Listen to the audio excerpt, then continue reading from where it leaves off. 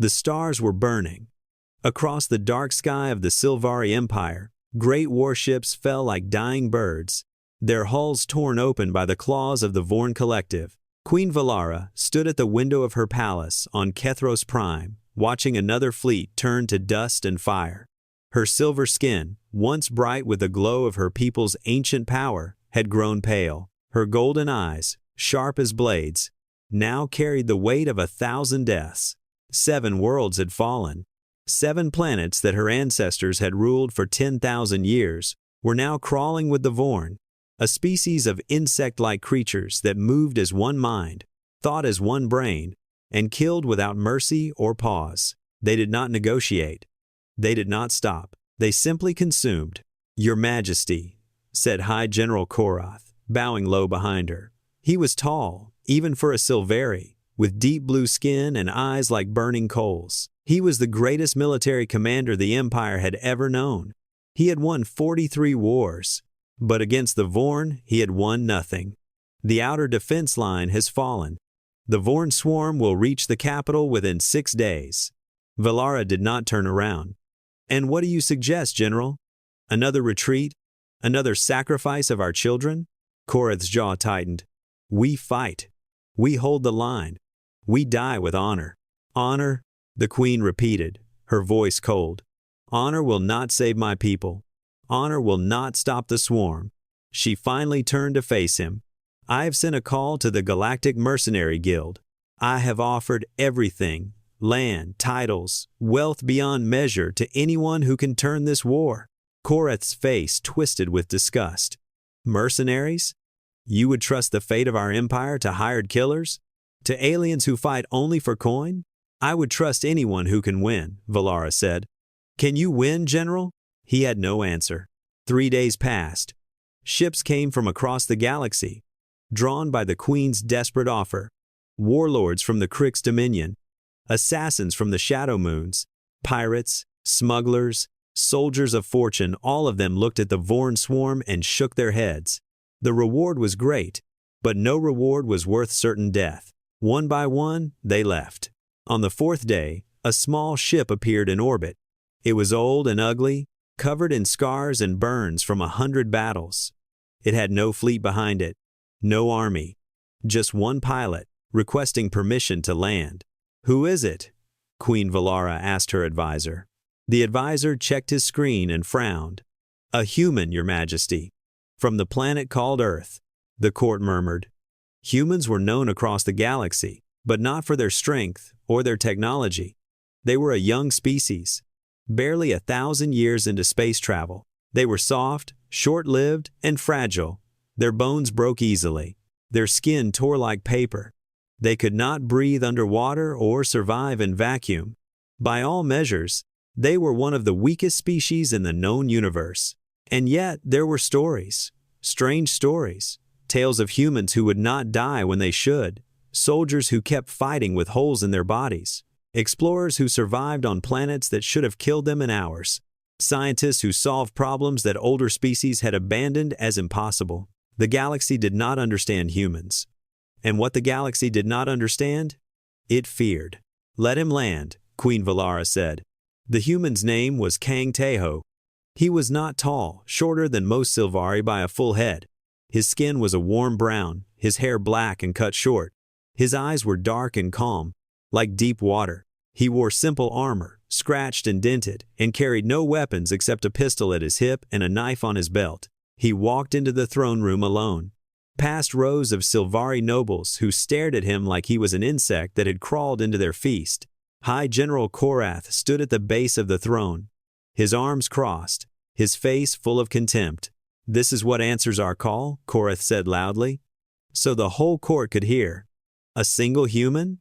One soft little creature from a soft little world?" He laughed and others laughed with him. "Perhaps we should send him to fight the Vorn alone. At least his death would amuse them." Teho stopped walking. He looked at Korath for a long moment, his face showing nothing. Then he turned to the Queen and bowed not deeply, but respectfully. "Your Majesty," he said. His voice was quiet but clear. "I am Kang Teho. I was a captain in the Earth Defense Fleet. Now I work alone. I have fought the Vorn before. The laughter stopped. Queen Valara leaned forward on her throne. You have fought the Vorn? Where? Sigma Outpost, 3 years ago. A small colony on the edge of human space. The Vorn sent a scouting swarm. 200 of their warriors against 40 human colonists. And what happened? We killed them all. Silence filled the throne room. Korath's face had gone dark with anger. Impossible. The Vorn do not lose to inferior species. You lie. Teho reached into his belt and pulled out a small object. He tossed it onto the floor at Korath's feet. It was a claw, long, black, curved like a cruel moon. A Vorn commander's claw. I took that from their leader, Teho said, after I cut his head off. The court gasped. Queen Valara stared at the claw, then at the human who had brought it. She saw no pride in his eyes, no boasting, just the steady gaze of a man who had seen death many times and had learned not to fear it. What do you want? She asked. Name your price. I want nothing yet, Teho said. First, I want to see the battlefield. I want to understand how your people fight and how the Vorn fight here. Then I will tell you if I can help. Korath stepped forward, his hand on his sword. You dare make demands of the queen? You should be on your knees, begging for the honor of serving the Empire. Teho looked at him calmly. I am not here to serve. I am here to win. If you want someone to kneel and lose, you have plenty of generals for that. For a moment, it seemed like Korath would draw his blade. The tension in the room was thick enough to cut, but Queen Valara raised her hand. Enough, she said. The human will see the battlefield. General Korath, you will provide him with everything he needs. She paused, her golden eyes fixed on Teho. And General, if he succeeds where you have failed, I expect you to remember this moment. Korath said nothing, but his eyes, burning with hatred, never left the human's face. That night, Kang Teho stood on the observation deck of the royal palace, looking up at the stars. Somewhere out there, the Vorn swarm was moving closer, a tide of death that had never been stopped. Behind him, an empire of proud aliens waited to see if he would save them or fail like all the others. He thought of Earth. He thought of his old crew, most of them dead now. He thought of the promise he had made to himself long ago, that he would keep fighting until there was nothing left to fight for. The stars were burning, but Kang Teho had walked through fire before. He would walk through it again. For 3 days, Kang Teho did not speak. He watched. He listened. He studied every report, every battle recording, every piece of information the Silvari military had gathered about the Vorn. He sat in the war room while generals argued and shouted, and he said nothing. He walked through the refugee camps where survivors from the fallen worlds huddled in fear, and he listened to their stories. He examined the bodies of dead Vorn warriors that had been captured and preserved, cutting them open with his knife, looking at their insides with careful eyes. The Silvari court thought he was wasting time. High General Korath told the queen that the human was a fraud, a coward who was delaying so he could escape before the Vorn arrived. But Queen Valara had seen something in Teho's eyes, a cold, sharp intelligence that reminded her of a blade being sharpened. She told Korath to wait. On the 4th day, Princess Yuna came to find the human. She was the queen's eldest daughter, tall and strong, with her mother's silver skin and her father's fierce spirit. She had trained as a warrior since childhood and had killed her first enemy at the age of 15. The court called her the Silver Blade, and she had earned that name with blood. She found Teho in the military archive, surrounded by holographic maps of Vorn invasion patterns. He did not look up when she entered. My mother sent me, Yuna said, her voice cold. I am to be your liaison. That means I watch you, human. I report everything you do. I know what a liaison is, Teho said, still not looking at her. Yuna's eyes narrowed. She was not used to being ignored. You have been here for 4 days. The Vorn will arrive in 2 more. When will you stop playing with maps and start fighting? Finally, Teho looked up. His dark eyes met her golden ones, and for a moment, neither of them moved. Then he pointed at the holographic map floating between them. Tell me what you see, he said. Yuna frowned but looked at the map. It showed the Vorn invasion red dots spreading across Silvari space like a disease. I see our worlds falling. I see the enemy winning. Look closer. Look at how they move. She studied the map again. The Vorn swarm did not move randomly. There was a pattern waves of attack, followed by pauses, followed by more waves. They attack in pulses, she said slowly. Like a heartbeat. Yes, Teo said. The Vorn are a hive mind, one consciousness controlling millions of bodies. When they attack, they do not think as individuals. They think as one. That is their greatest strength. He touched the map, zooming in on a cluster of red dots. But it is also their weakness. Yuna stepped closer, curious despite herself. Explain. A single mind cannot be everywhere at once. The Vorn Queen mind sends commands to her swarm. But those commands take time to travel. The farther her soldiers are from her core consciousness, the slower they react. When they are close together, they are perfect, fast, coordinated, unstoppable. But when they are spread out, he spread his fingers, breaking the cluster apart. There is a delay, a gap, a moment when they are confused.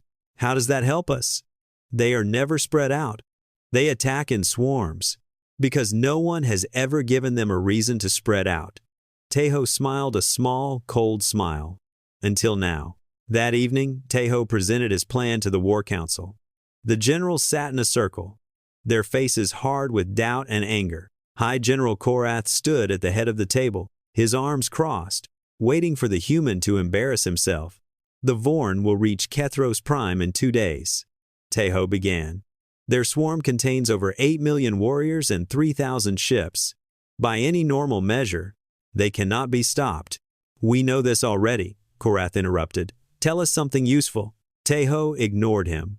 The moon belt around Kethros Prime contains over 2,000 asteroids, many of them rich in heavy metals. These metals interfere with the Vorn's communication signals. Inside the belt, their hive link will scatter. They will lose coordination. You want us to hide in an asteroid field? One general asked. That is your great strategy? No, Tejo said. I want us to retreat. The room exploded with angry voices. Korath slammed his fist on the table. Retreat? You want us to run? To abandon our capital? Not abandon. Lure. Tejo's voice cut through the noise like a blade. We fake a retreat. We make the Vorn think they have won. Their instinct is to chase, to hunt, to consume. They will follow us into the moon belt, and when they do, when their hive link breaks, and their coordination fails, we turn and strike. Silence fell over the room. The generals looked at each other, uncertain. It is madness, Korath said. If the retreat fails, if the Vorn do not follow, we will have given them the capital for nothing. They will follow, Tejo said. The Vorn do not stop. It is their nature. They cannot resist prey that runs. And if we are wrong? Tejo met Korath's eyes without flinching. Then we die. But we were going to die anyway. At least this way, we have a chance. Queen Valara had been silent throughout the meeting, watching the human with careful eyes. Now she spoke, and her voice silenced the room. What do you need? Tejo bowed his head slightly. A small strike force. Fast ships, brave pilots. Volunteers, only people who understand that they may not survive. I will lead them myself. You? Korath laughed. A human leading Silvari warriors? They will never follow you. I will go. Everyone turned. Princess Yuna had stepped forward, her chin raised, her eyes burning with determination. Daughter, Queen Valara said, her voice tight with warning. The human is right, Yuna said. We have tried everything else. We have followed our generals, and we have lost. Perhaps it is time to try something different. She looked at Tejo, and for the first time, there was something other than contempt in her eyes. If the soldiers see me with him, they will follow. The queen stared at her daughter for a long moment. Then she nodded slowly. Very well. Princess Yuna will accompany the human. She will observe his methods and report to me. She turned to Tejo. You will have your strike force, human. But know this, if my daughter dies because of your plan, no force in this galaxy will protect you from my wrath. Tejo bowed again. I understand, Your Majesty. Later that night, Yuna found him on the observation deck again, staring at the stars. Are you always this quiet? She asked. Words waste energy. he said. "I save mine for when they matter." She stood beside him, looking out at the darkness. "My mother thinks you might actually win. She has not had hope in months." "Hope is dangerous," Tejo said. "It makes people careless. Then why are you here? If not for hope, what drives you?" He was silent for a long moment. When he spoke, his voice was softer than she had ever heard it. "I have lost many things, Princess. Friends, family, a home. I keep fighting because it is the only thing I know how to do. And because sometimes, when you fight hard enough, you can save something worth saving." Yuna looked at him, this strange, small, fragile human who spoke of loss like an old friend. She did not understand him, but for the first time, she thought she wanted to. "The soldiers will be ready at dawn," she said. "Try not to get us all killed." Tejo almost smiled. "I will do my best." Above them, the stars burned cold and distant. And somewhere in that darkness, the Vorn swarm was coming, hungry for blood. The battle for Kethros Prime was about to begin. From the bridge of the strike cruiser Dawn's Edge, Kang Tejo watched them approach, thousands of ships moving in perfect formation, their dark hulls blocking out the light of distant suns. Behind them came the swarm carriers, massive vessels filled with millions of Vorn warriors waiting to be unleashed. The sight would have frozen the blood of any normal soldier. Tejo felt nothing but cold focus. "All ships, begin retreat pattern Alpha," he said into the communication channel. "Make it look real. Make them believe we are afraid." Around him, the strike force obeyed. 40 ships, the fastest and bravest in the Sylvari fleet, turned and ran toward the moon belt of Kethros Prime. On the planet below, the main defense force also began to pull back, abandoning outer positions, leaving the capital seemingly undefended. Princess Yuna stood beside Tejo, watching the tactical display. "The Vorn are accelerating. They are taking the bait." "They always do," Tejo said. "Prey that runs must be chased. It is instinct. They cannot fight it." The strike force entered the moon belt, weaving between massive asteroids that tumbled slowly through space. The rocks were ancient, filled with metals that had been forming since the birth of the star system. And as Tejo had predicted, those metals began to interfere with the Vorn's communication signals. On the tactical display, the perfect formation of the Vorn fleet began to break apart. Ships that had moved as one now hesitated, slowed, drifted slightly out of position. The hive mind was struggling to maintain control. "Now," Tejo said, "all ships, attack pattern Serpent. Hit them fast, hit them hard, and disappear before they can respond." The strike force split into small groups, each one targeting a different section of the scattered Vorn fleet. They struck like lightning, plasma cannons blazing, missiles streaking through the void, and then vanished behind asteroids before the Vorn could organize a counterattack. It was not honorable warfare. The Sylvari believed in facing enemies directly, in great battles where courage could shine. This was something different. This was hunting. This was survival. Yuna commanded her own squadron, leading them against a cluster of Vorn destroyers. She had trained her whole life for war, but nothing had prepared her for fighting like this. The constant movement, the quick strikes, the refusal to stand and face the enemy. "This feels like cowardice," she muttered over the communication channel. Tejo's voice came back, calm as always. "Cowardice is dying for nothing. Survival is wisdom. The Vorn do not care about honor, Princess. They only care about winning. If we want to beat them, we must care about winning too." She hated that he was right. The battle raged for hours. The Vorn, confused and frustrated, began to lose ships, first dozens, then hundreds.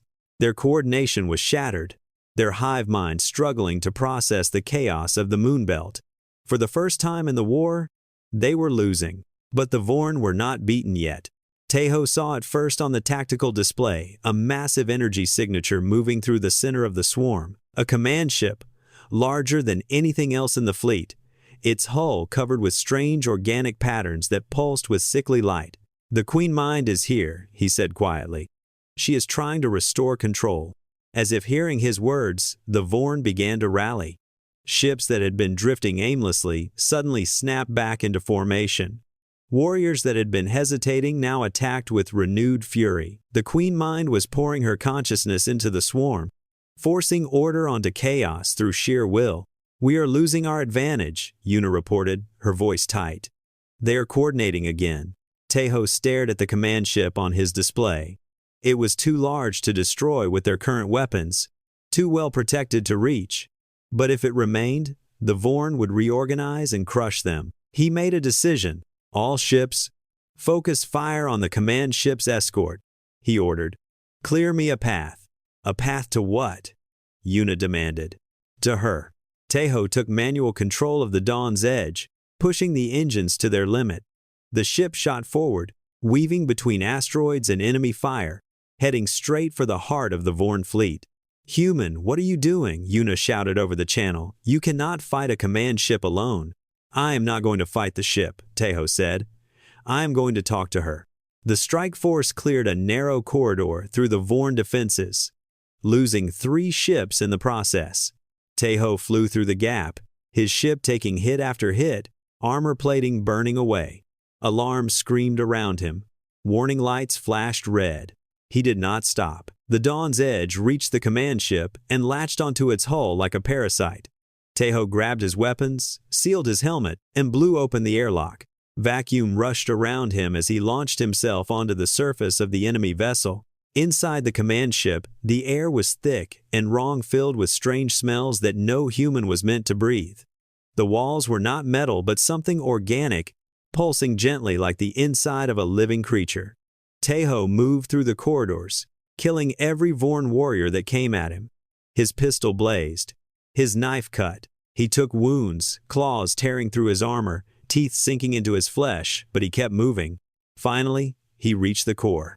The Queen Mind's avatar sat at the center of the ship, a massive Vorn unlike any other. Her body covered in glowing neural threads that connected her to every warrior in the swarm. She turned her great head toward him, and Tejo felt her consciousness press against his mind like a cold hand. Human, her voice echoed inside his skull, bypassing his ears entirely. You are small. Weak. Why do you fight? Because I can, Tejo said, raising his pistol. You cannot kill me. I am everywhere. I am the swarm. Destroy this body, and I will simply grow another. I know, Tejo lowered his weapon. That is why I am not here to kill you. I am here to warn you. The Queen Mind's many eyes narrowed. Warn me? Humans are not like the Sylvari. We do not fight for honor or territory. We fight because we are afraid, and that fear makes us dangerous. You have never faced a species like us. You think you understand war, but you have only fought civilizations that can be conquered. Humans cannot be conquered. We do not know how to surrender. He stepped closer, and the Queen Mind, for the first time in her ancient existence, felt something strange, something she had not experienced in 1,000 years of war. Uncertainty. Leave this system, Tejo said. Take your swarm and go. Find other prey that will bow to you. Because if you stay here, if you keep pushing, humans will come. Not 1, not 40, millions of us. And we will burn your worlds until there is nothing left. Not because we want to, because we do not know how to stop. The Queen Mind stared at him, this tiny, bleeding, fragile creature that had walked into her heart and dared to threaten her. And she saw something in his eyes that made her believe him. You are insane, she whispered. Yes, Tejo agreed. We all are. The Queen Mind was silent for a long moment. Then, slowly, the glow of her neural threads began to dim. Across the moonbelt, Vorn ships stopped attacking. They hesitated. They waited. And then they turned away. On the bridge of her command cruiser, Princess Yuna watched the impossible happen. The Vorn fleet, the unstoppable swarm that had destroyed 7 worlds, was retreating. Not falling back to regroup. Retreating. Leaving Sylvari space entirely. What did he do? She whispered. No one had an answer. When they found Tejo, he was floating in the wreckage of the Dawn's Edge, barely alive. His armor was shattered. His body was broken in a dozen places. Blood froze on his skin in the cold of space. But he was smiling. The Battle of Kethros Prime was over, and humanity had won. 3 days after the Battle of Kethros Prime, a single ship emerged from the darkness between stars. It was not a warship, not in the traditional sense. It was a ritual vessel, covered in symbols that predated the Silvari Empire itself, symbols that every species in the galaxy recognized. A challenge had been issued. Queen Valara received the message in her throne room, surrounded by generals and advisors who had spent the past 3 days celebrating what they thought was victory. The message was simple, a single image of a Vorn warrior unlike any that had been seen before. It was massive, towering, its body covered in armor made from the shells of its fallen enemies. Its claws were like curved swords. Its eyes burned with ancient intelligence. And beneath the image, one word: champion. "The Queen Mind has invoked the right of challenge," said the royal historian, his voice shaking. "It is older than any empire we know. A single combat between champions to decide the fate of nations. If we refuse, every species in the galaxy will see us as cowards. Our alliances will crumble. Our enemies will smell weakness. And if we accept," Queen Valara asked. The historian swallowed hard. "Then we must send our greatest warrior to face the Vorn champion. If we win, the Vorn are bound by ancient law to leave our space forever. If we lose, they take everything. Our worlds, our people, our future." The throne room fell silent.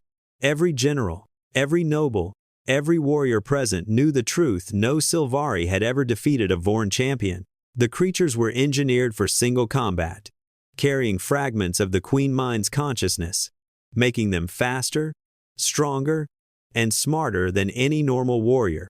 High General Korath stepped forward. "I will fight." It was a brave offer, and everyone knew it was suicide. Korath was a brilliant commander, but in single combat against a Vorn champion, he would last perhaps 30 seconds. "No," said a voice from the back of the room. The crowd parted. Kang Taeho walked forward slowly, still wearing bandages from his wounds, supported by a simple metal cane. He had been unconscious for 2 days after the battle, and the doctors had told him he would need weeks to recover. He had ignored them. "The challenge is for me," Taeho said. "The Queen Mind is angry because I threatened her, because I made her afraid. She wants to prove that humans are not special, that we break like everyone else." He looked at Queen Valara with tired eyes. "If anyone else fights, she will not honor the result. It has to be me." "You can barely stand," Yuna said. She had been standing near the throne, and now she moved toward him, her face tight with concern she did not want to show. "You are in no condition to fight anything." "I know," Taeho smiled slightly, "but I have fought in worse condition, and I have faced worse enemies." "When?" Korath demanded. "When have you faced anything worse than a Vorn champion?" Taeho was quiet for a moment. Then he said, "When I was 23 years old, my colony was attacked by raiders. They killed my family. They burned my home. They left me for dead with a broken spine and one working arm." He paused. "I crawled for 6 miles through the desert to reach help. It took me 3 days. By the time I arrived, the raiders had been caught by a patrol ship. They thought they were safe in custody." Another pause. "They were wrong." No one spoke. "Pain and I are old friends," Taeho continued. "The Vorn champion is strong, but strength is not everything. If it was, humans would have died out long ago." Queen Valara studied him for a long moment. "And if you lose?" "Then I lose. But I will make the Vorn remember this fight. I will make the Queen Mind regret ever challenging humanity." He bowed his head. "With your permission, Your Majesty." The Queen was silent. Then, slowly, she nodded. "Very well. The human will be our champion." The duel was held on the largest moon of Kethros Prime, on a flat plain of gray rock beneath a black sky. Both sides brought witnesses: the Silvari court on one side, a delegation of Vorn on the other. Cameras broadcast the fight to every world in the galaxy. Billions watched. Kang Taeho stood alone in the center of the arena, wearing simple combat armor that had been repaired as well as possible in 2 days. He carried his pistol, his knife, and nothing else. Across from him, the Vorn champion emerged from its ship, its massive body casting a shadow that seemed to swallow the light. "Human," the champion said, its voice like grinding stone. "The Queen Mind offers you mercy. Kneel now, and your death will be quick." "I do not kneel," Taeho said. The champion made a sound that might have been laughter. Then you will suffer. It attacked. The champion was faster than anything that large had a right to be. Its first strike came like lightning, claws slashing through the air where Tejo's head had been a fraction of a second before. Tejo rolled, came up firing, his plasma pistol sending bolts of energy into the champion's armored hide. The bolts barely scratched the surface. The fight became a desperate dance. The champion attacked with overwhelming power, each strike capable of cutting a human in half. Tejo dodged, ducked, rolled, always moving, never standing still. He fired when he could, aiming for joints, for eyes, for any weak point he could find. Most of his shots did nothing, but some of them did. A bolt hit the champion's knee joint, making it stumble. Another grazed its eye cluster, causing it to flinch. They were small victories, but they were victories. "You are annoying," the champion growled, "like an insect that refuses to be crushed." "I have been called worse," Tejo said, breathing hard. The champion changed tactics. Instead of trying to catch the human, it began to predict his movements, cutting off his escape routes, forcing him into corners. It was learning, adapting. The queen mind was feeding it information in real time. Tejo took his first wound, a claw raking across his side, tearing through armor and flesh. He stumbled, fell, rolled away just in time to avoid a killing blow. Blood poured from the wound. In the stands, Princess Yuna gripped the railing so hard her knuckles turned white. "Get up," she whispered. "Get up, you fool." Tejo got up. The battle continued. Tejo was slower now, his movements heavy with pain. The champion pressed its advantage, landing more hits, a gash on his arm, a deep cut on his leg, a blow to the chest that cracked ribs. Each wound should have been enough to stop him. He kept fighting. "Why?" the champion asked, genuinely confused. "Why do you not fall? Your body is broken. Your weapons are useless. You cannot win. Why do you continue?" Tejo spat blood onto the gray rock. "Because that is what humans do. We do not stop. We do not surrender. We fight until there is nothing left to fight with, and then we find something else." He charged. The champion raised its claws for a killing blow. It was faster, stronger, better in every way. There was no logical reason for the human to survive. But Tejo was not fighting with logic. He was fighting with something older, something that had kept humanity alive through ice ages, plagues, and wars that should have destroyed them. He was fighting with pure, stubborn will. At the last second, he dropped into a slide, passing beneath the champion's strike.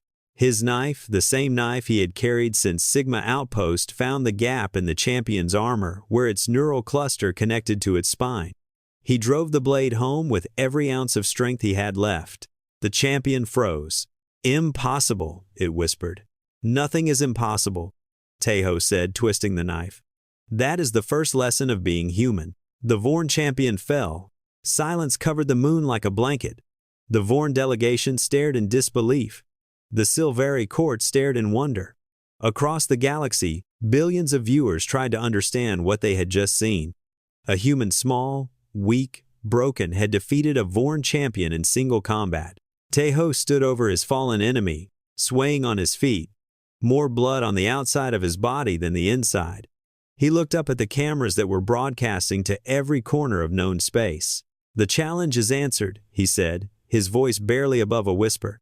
"Tell your queen mind to keep her word. The Silvari Empire belongs to the Silvari." Then he collapsed.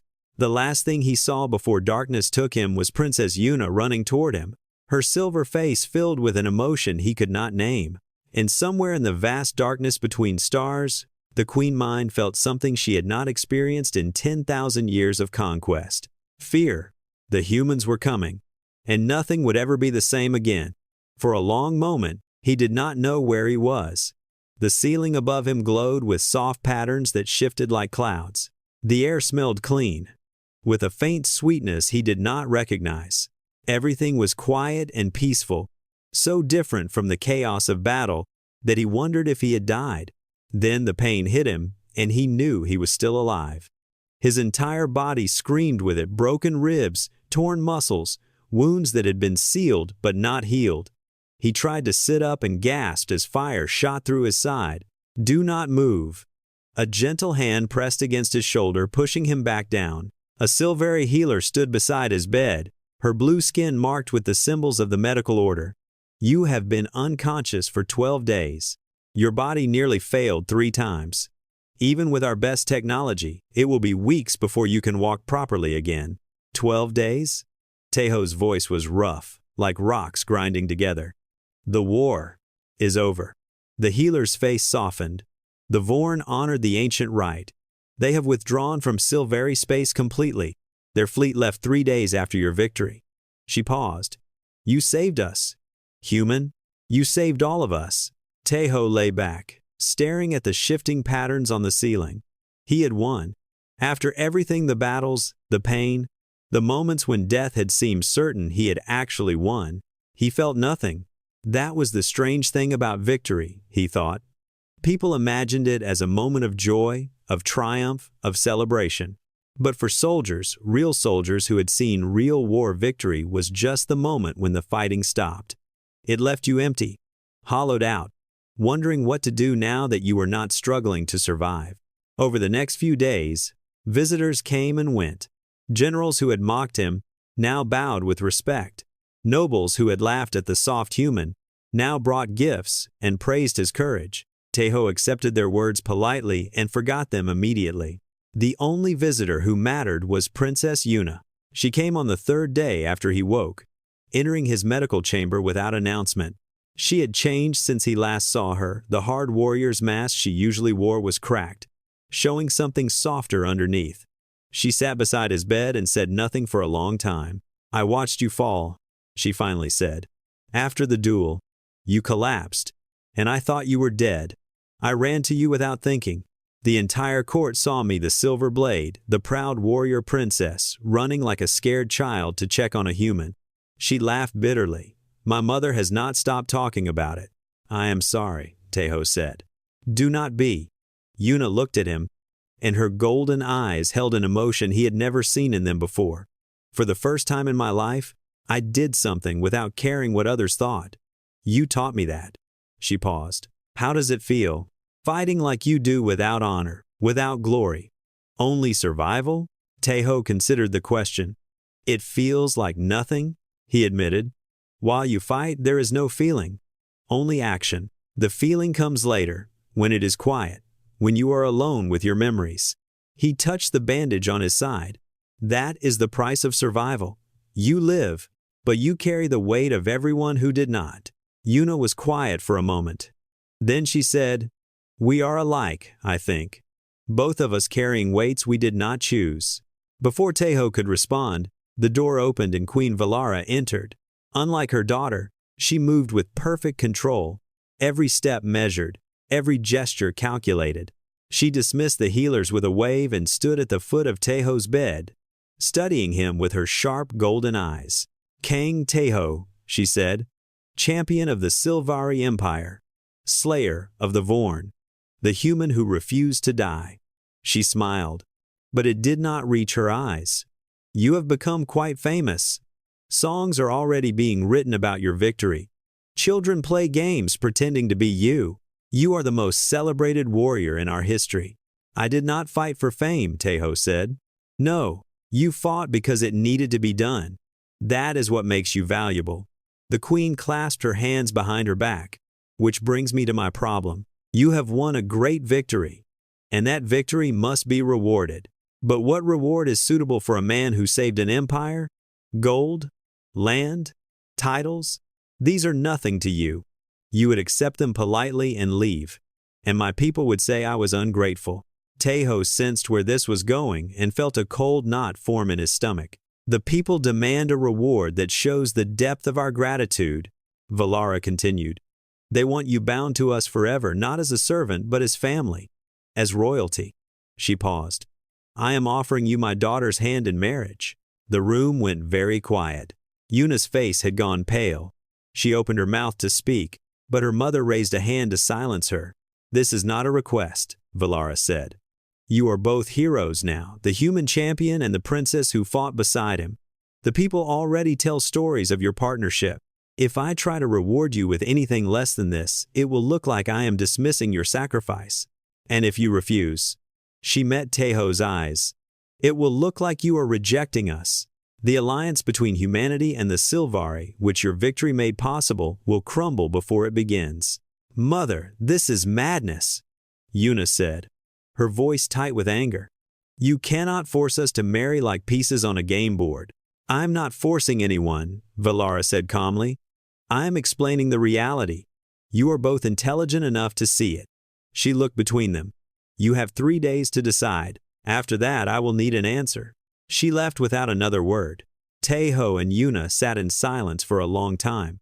The patterns on the ceiling shifted slowly, casting dancing shadows across the walls. "Do you want this?" Yuna finally asked. Taeho thought carefully before answering. "I did not come here looking for a wife or a kingdom. I came because there was a fight that needed fighting." He paused. "But I understand politics. Your mother is right. If I refuse, it will cause problems. For you, for your people, for the alliance that could protect both our species. That is not what I asked." Yuna's voice was sharper now. "I asked if you want this. Not what is practical. Not what is wise. What do you actually want?" Taeho looked at her, really looked, maybe for the first time. He saw the strength in her, the pride, the fierce spirit that matched his own in ways he had not expected. He saw the loneliness she tried to hide, the weight of expectations that had pressed on her since childhood. He saw a warrior who understood things that few others ever would. "I do not know you," he said honestly. "We have fought together, but we have never truly talked. I do not know your dreams, your fears, the small things that make you laugh." He paused. "But I would like to learn. If you would let me." Yuna stared at him. Then, slowly, the tension in her shoulders relaxed. "You are strange, human," she said. "Any other man would have agreed immediately to marry a princess, or refused to save his freedom. You do neither. I have never been good at doing what others expect." For the first time since the duel, Yuna smiled a real smile, small but genuine. "Neither have I." She stood up and walked to the door. Before leaving, she turned back. 3 days is not much time to learn someone's dreams, but perhaps we could start tomorrow. If you are not too busy being a legendary hero, I will clear my schedule," Taeho said. She laughed, an actual laugh, bright and surprised, and left. Taeho lay back against his pillows, staring at the ceiling. His body ached. His future was uncertain. He was about to be married to an alien princess he barely knew, in an empire that was not his home, in a galaxy that would never let him be ordinary again. And yet, for the first time in years, he felt something that might have been hope. Strange, he thought. Victory had felt like nothing. But this possibility of something new, felt like everything. He closed his eyes and slept without dreams. Taeho heard from the healers that she had locked herself in her chambers and refused to speak to anyone, even her mother. The court whispered about it. Some said she was angry, others said she was scared, others said she was simply stubborn. No one knew the truth except Yuna herself, and she was not talking. On the third morning, Taeho did something that shocked everyone. He got out of bed. His wounds screamed at him. His legs trembled like those of a newborn animal. The healers rushed to stop him, warning him that he was not ready, that he could hurt himself, that the queen would be furious if her champion collapsed again. Taeho ignored them all. He dressed himself in simple clothes, not the ceremonial robes the court wanted him to wear, but plain human garments that had been brought from his ship. He walked slowly, painfully, through the palace corridors, past guards who stared at him with wide eyes, past nobles who whispered behind their hands. He stopped at the door to Princess Yuna's chambers. "She will not see you," said the guard at the door. "She has not seen anyone in 2 days." "She will see me," Taeho said, and he sat down on the floor outside her door.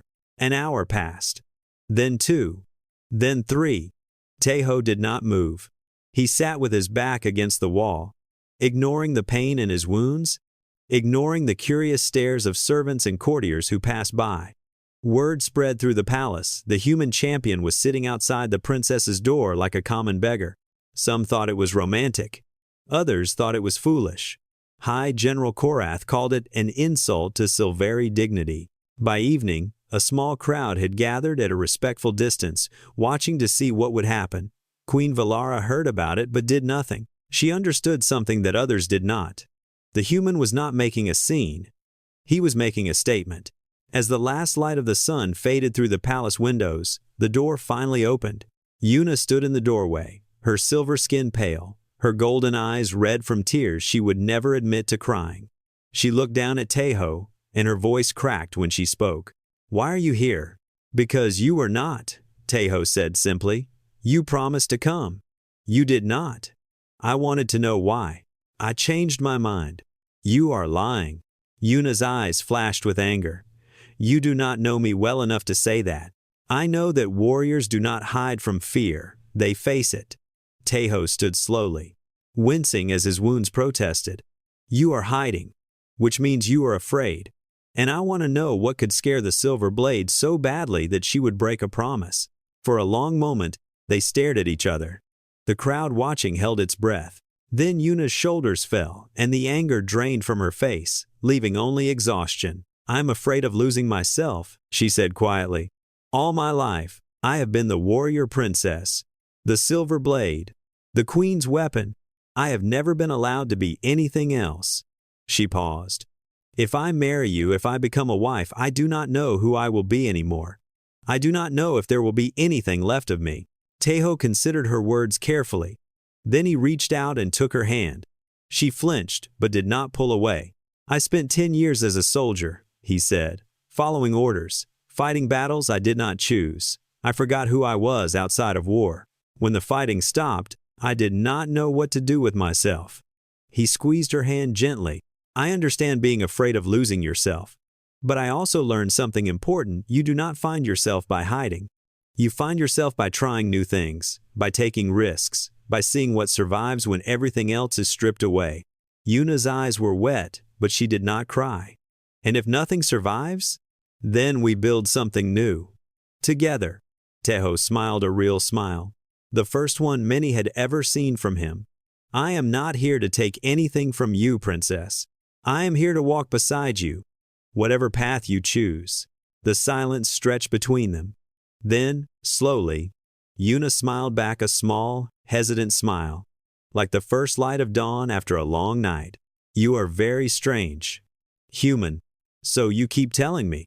She laughed a tired, tearful laugh, but genuine. "Come inside. We have much to talk about." Over the following weeks, everything changed.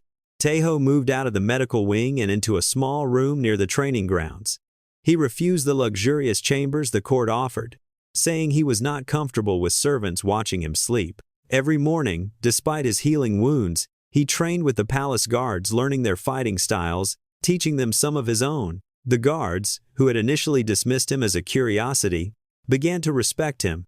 Some even called him a friend. He learned the Silvari language, their customs, their history. He attended court meetings even when he did not understand what was happening, listening, observing, taking notes. When nobles tried to flatter him, he responded with polite honesty. When enemies tried to trick him, he responded with calm intelligence. Slowly, the court began to realize that this human was not a temporary distraction. He was here to stay. And through it all, he spent time with Yuna. They trained together in the early mornings, before the rest of the palace woke. She was faster than any opponent he had faced, and proud of her skill. The first time they sparred, she expected to win easily. Instead, they fought to a draw. "How?" she demanded, breathing hard. "You are slower than me. Weaker. How did you match me?" "Speed and strength are tools," Taeho said. "But the most important weapon is the mind. You fight beautifully, princess, but you fight with patterns. Once I learned your patterns, I could predict your movements." She glared at him. Then she attacked again. They began meeting every evening as well, walking through the palace gardens, talking about everything and nothing. She told him about her childhood, about the pressure of being the eldest, about the brother who had died in a plague when she was young, and the guilt she still carried because she had survived. He told her about Earth, about the small village where he was born, about the stars he used to watch as a boy, while dreaming of the universe beyond. They discovered they both loved the color of sunset. They both hated formal ceremonies. They both had a weakness for sweet foods, which they ate in secret because Yuna said it was undignified for a princess to crave dessert like a child. They were not in love, not yet. But they were becoming something more important. They were becoming friends. But not everyone was happy about it. High General Korath watched the humans rise with growing hatred. Every success Teho achieved was a reminder of Korath's failure. Every smile the court gave the human was a smile taken from him. In the shadows of the palace, the general began to gather allies, nobles who resented human influence, warriors who saw Teho as a threat to their traditions, enemies who wanted to tear down what the champion had built. One night, while Yuna and Teho walked through a quiet garden, she stopped suddenly and turned to him. "Korath is planning something," she said. "My spies have heard whispers. He means to move against you before the wedding." Teho nodded slowly. He had suspected as much. "What do you suggest?" "We could go to my mother, expose him." "No. If we act without proof, it will look like a power grab. The court will turn against us." He thought for a moment. "Let him make his move. When he does, we will be ready." Yuna frowned. "That is dangerous. What if his plan succeeds?" Teho looked at her, and in his dark eyes she saw the same cold determination that had carried him through the war. "I have faced the Vorn," he said quietly. "I have fought their champion and walked away. One angry general is not going to stop me." He paused. "But I need you beside me. Can I count on that?" Yuna thought about all the conversations they had shared, all the mornings training together, all the moments when she had felt like herself for the first time in years. "Yes," she said. "You can count on me." Above them, the stars burned bright in the alien sky. And somewhere in the palace, High General Korath finalized his plans for murder. The final battle was about to begin. There were 6 of them shadow soldiers trained since childhood to kill without sound or mercy. They entered Teho's small chamber through the window, moving like smoke, their blades coated with poison that could kill in seconds. They expected to find a sleeping human, weak and unprepared.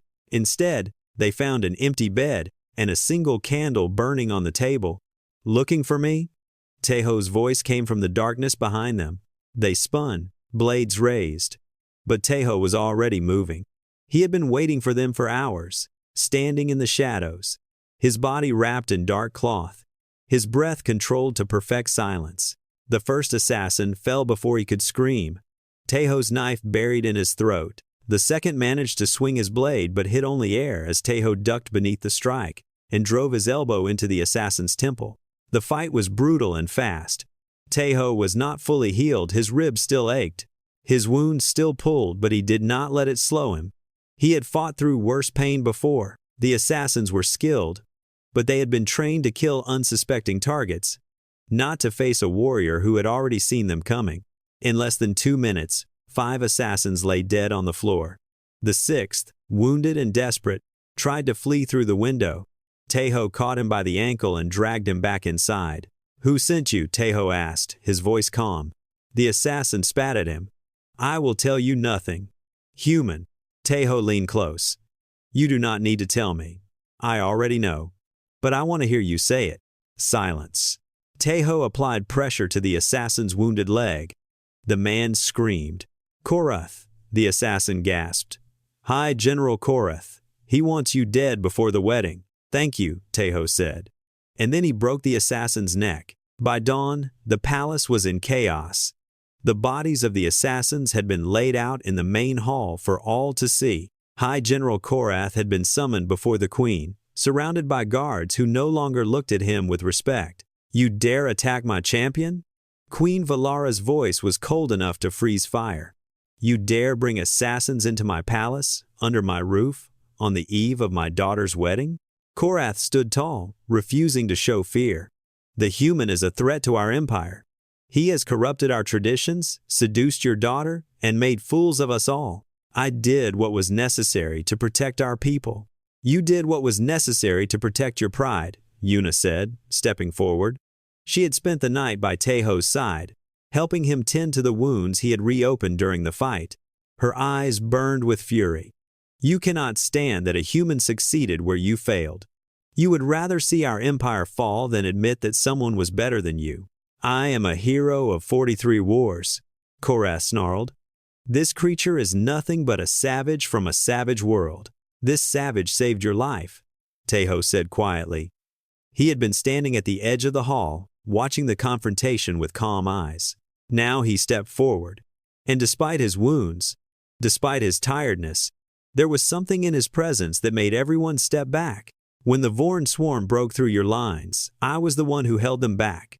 When your soldiers fled in terror, I was the one who stood. I do not care about glory, General. I never did. But I will not stand here and listen to you pretend that you are defending anything except your own wounded ego. Korath's face twisted with rage. You want to prove yourself human? Then let us settle this properly. Trial by combat. An ancient right of our people. If you refuse, you admit you are not worthy of the princess or the crown. Silence fell over the hall. Everyone knew what this meant: single combat. To the death. Before the entire court. Korath was a legendary warrior, undefeated in personal combat for over 30 years.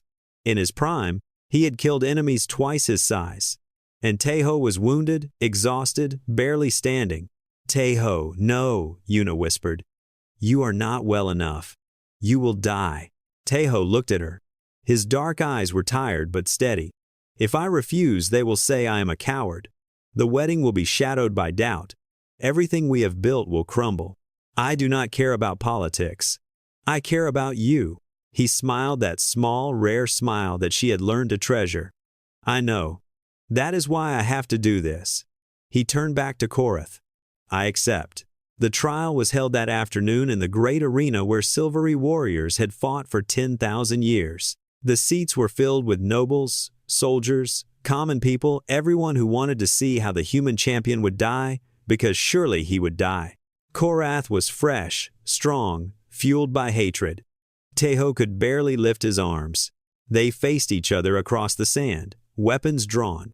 Korath held a ceremonial blade, long, curved, sharp enough to cut through bone. Teho held his old knife and nothing else. Any last words, human? Korath asked. Just one, Teho said. Sorry. For what? For what I am about to do. Korath roared and charged. The fight was not fair. Korath was stronger, faster, better trained. He landed blow after blow, each one driving Teho back, each one drawing blood. The crowd watched in horror as the human champion was beaten across the arena like a child facing a master. But Teho did not fall. Every time Korath knocked him down, he got back up. Every time the blade cut him, he kept fighting. His body was failing, his vision blurring, his breath coming in ragged gasps, but he did not stop. Why will you not die? Korath screamed, frustration cracking his voice. What is wrong with you? Teho spat blood onto the sand. I do not know how, he said. I never learned. He charged. Korath swung his blade in a killing arc, certain that this would be the end. But Teho did something no Silvari warrior would ever do. He did not try to dodge. Instead, he ran straight into the strike, letting the blade cut deep into his shoulder so that he could get close enough to grab Korath's arm. Before the general could react, Teho had climbed him like a mountain, wrapping his legs around Korath's torso, driving his knife toward the gap between helmet and neck armor. Korath tried to shake him off, tried to bash him against the ground. But Teho held on with the grip of a man who had nothing left to lose. His knife found its target. Korath fell. The arena was silent. Then, slowly, Yuna began to clap. One person joined her. Then another. Then the entire crowd was cheering, screaming, crying the human's name. Teho stood over his fallen enemy, swaying on his feet. Blood poured from a dozen wounds. His vision was going dark. Queen Valara descended from her viewing platform and walked on to the sand. She stood before him, her golden eyes unreadable. You have won, she said. Again. Despite everything, against all odds, you have won. She reached out and placed her hand on his unwounded shoulder. Kang Teho of Earth, by the power vested in me as Queen of the Silvery Empire, I adopt you into the royal bloodline. You are no longer an outsider. You are family. The crowd roared even louder. Teho tried to bow, but his legs finally gave out. Yuna caught him before he hit the ground, holding him up, her silver arms wrapped around his broken body. "You are an idiot," she said, tears streaming down her face. "A stubborn, reckless, beautiful idiot." "I know," he managed. "Will you still marry me?" She laughed through her tears. "Yes, but only because no one else would have you." The wedding was held 1 week later, after the healers had done everything possible to keep Taeho alive. It was the largest celebration in Silvery history. Billions watched across the galaxy as a human stood before the stars and married an alien princess. When the ceremony ended, Taeho and Yuna stood together on the palace balcony, looking out at the crowds that stretched to the horizon. Fireworks lit the sky in colors that Earth had never seen. "I did not ask for any of this," Taeho said quietly. Yuna took his hand. "Neither did I." She smiled, that real, genuine smile that she only showed to him, but perhaps that is why it might work. Below them, the people cheered. Above them, the stars burned with ancient light, and somewhere in the vast darkness between galaxies, the Vorn Queen mind watched and remembered the human who had refused to die. The universe had changed forever, not because a human had won a battle, but because he had shown everyone, human and alien alike, what it truly meant to endure. Kang Taeho had come to save an empire. Instead, he had found a home.